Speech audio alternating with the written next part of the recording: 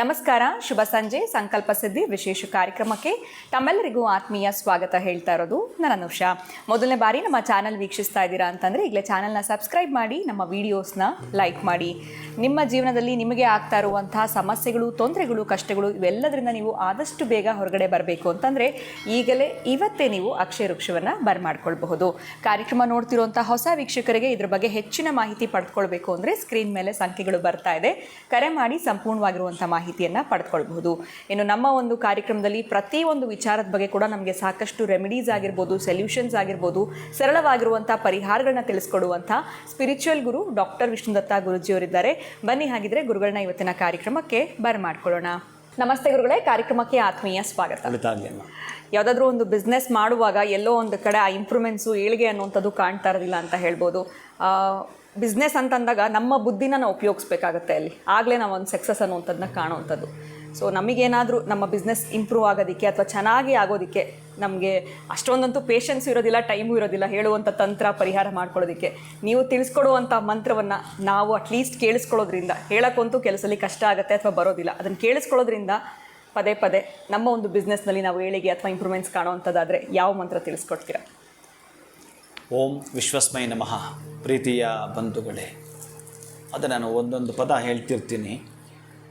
ಕೆಲವೊಬ್ಬರಿಗೆ ತಂತ್ರ ಕೈ ಹಿಡಿಯುತ್ತೆ, ಮತ್ತೊಬ್ಬರಿಗೆ ಯಂತ್ರ ಕೈ ಹಿಡಿಯುತ್ತೆ, ಇನ್ನು ಕೆಲವೊಬ್ಬರಿಗೆ ಮಂತ್ರವೋ ತಂತ್ರವೋ ಯಂತ್ರವೋ ಯಾವುದೋ ಒಂದು ಕೈ ಹಿಡಿಯಲೇಬೇಕು, ಕೈ ಹಿಡಿಯೋದೇ ಇರಲ್ಲ.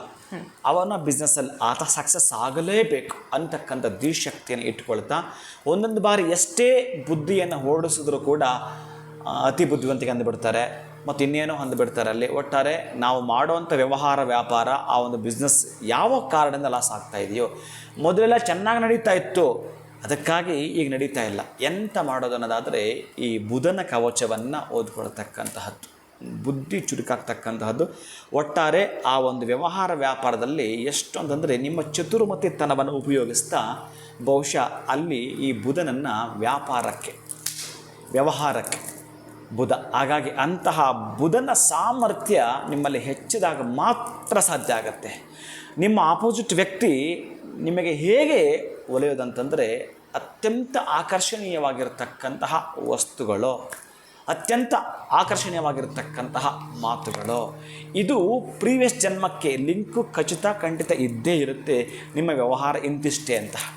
ಆದರೆ ಒಂದು ಹಂತಕ್ಕೆ ಅವನನ್ನು ಸಂಪ್ರೀತಿಪಡಿಸಿದಾಗ ಮತ್ತಷ್ಟು ಲಾಭದ ಕಡೆ ನಿಮ್ಮನ್ನು ತಿರುಗಿಸ್ತಾನಂತೆ. ತಡಿ ಪಾಪ, ಇವತ್ತು ತುಂಬ ನಷ್ಟದಲ್ಲಿದ್ದಾನೆ, ಇವನಿಗೊಂದು ಸ್ವಲ್ಪ ಅನುಗ್ರಹವನ್ನು ಮಾಡೋಣ ಅಂತ ಬುಧ ನಿಮ್ಮ ಕಡೆ ಬರುತ್ತಾನಂತ. ಅಂತಹ ಬುಧನನ್ನು ಪ್ರೇರೇಪಿಸ್ತಕ್ಕಂಥ ಹೇಗೆ ಅಂತಂದರೆ ಬುಧ ಕವಚವನ್ನು ನೀವು ಹೇಳ್ಕೊಳ್ಳೋಂಥದ್ದು, ಬುಧನ ಅಷ್ಟೋತ್ತರವನ್ನು ತಾವು ಹೇಳ್ಕೊಳ್ಳೋಂಥದ್ದು. ಪ್ರತಿನಿತ್ಯ ನೀವು ಮನೆಯಲ್ಲಾಗಿರಬಹುದು ಅಥವಾ ನಿಮ್ಮದಾಗಿರ್ತಕ್ಕಂಥ ವ್ಯವಹಾರ ವ್ಯಾಪಾರದ ಮಳಿಗೆ ಆಗಿರಬಹುದು, ಅಲ್ಲಿ ಕೂತ್ಕೊಂಡು ಒಂದು ಬಾರಿ ನೀವು ಆ ಕವಚವನ್ನು, ಸ್ತೋತ್ರವನ್ನು, ಬುಧನ ಅಷ್ಟೋತ್ತರವನ್ನು ಹೇಳ್ಕೊಳ್ತಾ ಬನ್ನಿ. ಅತ್ಯಂತ ಅಭ್ಯುದಯದ ಫಲವನ್ನು ಕಾಣ್ತೀರಿ. ಹೇಳೋಕ್ಕಾಗಲಿಲ್ಲ, ಅಟ್ಲೀಸ್ಟ್ ಕೇಳಿಸ್ಕೊಳ್ತಕ್ಕಂಥದ್ದು. ಈಗ ನಾನು ಹೇಳ್ತೇನೆ, ತಾವು ಕೇಳ್ತಾ ಇದ್ದೀರಿ.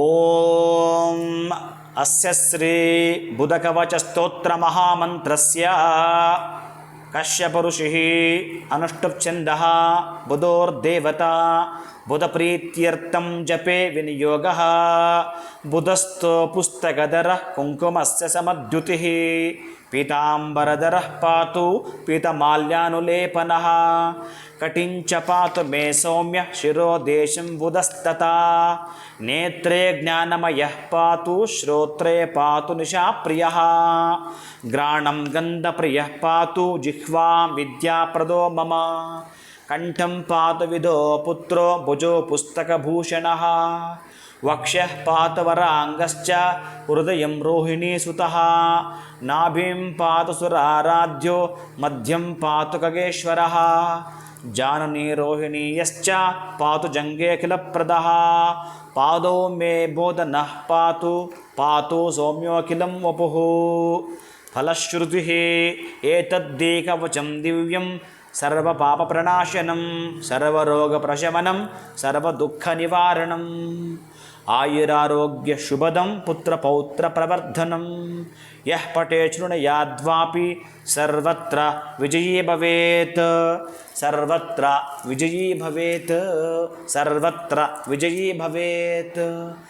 ಎಲ್ಲೆಲ್ಲಿ ವಿಜಯವನ್ನ ಅಂತಂದರೆ ನೀವು ಯೋಚನೆ ಮಾಡ್ತೀರಿ, ಯಾಕೋ ನನ್ನ ಮಕ್ಕಳು ಸರಿಯಾಗಿ ಓದ್ತಾ ಇಲ್ಲ, ನಾನು ಯಾವ ಕೆಲಸ ಮಾಡಿದ್ರೆ ಕೈಗೂಡ್ತಾ ಇಲ್ಲ, ಒಬ್ಬರೇ ಪೇಚಾಟಕ್ಕೆ ಸಿಲುಕಾಕೊಂಡಿರ್ತೀರಿ. ಇದರಿಂದ ಹೊರಗೆ ಬರ್ತೀರಿ.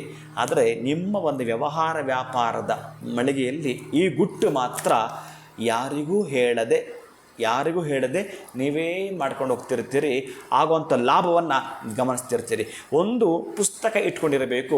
ಆ ಪುಸ್ತಕದ ಯಾವುದೋ ಒಂದು ಪೇಜ್ ತೆಗೆದರೆ ಅಲ್ಲಿ ಸ್ವಲ್ಪ ಕುಂಕುಮ ಹಾಕಬೇಕು. ಯಾವುದೋ ಒಂದು ದೇವಸ್ಥಾನಕ್ಕೆ ಹೋಗಿ ಬಂದಿರ್ತಕ್ಕಂಥ ಕುಂಕುಮಾರ್ಚನೆ ಮಾಡಿಸ್ಕೊಂಡು ಬಂದು ಒಂದು ಡಬ್ಬಿಲಿ ಇಟ್ಕೊಂಡಿದ್ದು ಆ ಕುಂಕುಮವನ್ನು ನಿಮ್ಮ ಈ ಒಂದು ಹೆಬ್ಬೆರಳು ಮತ್ತು ಈ ಉಂಗುರದ ಬೆರಳಿಂದ ಸ್ವಲ್ಪ ಮಾತ್ರವಾಗಿ ಆಗ್ತಕ್ಕಂತಹದ್ದು.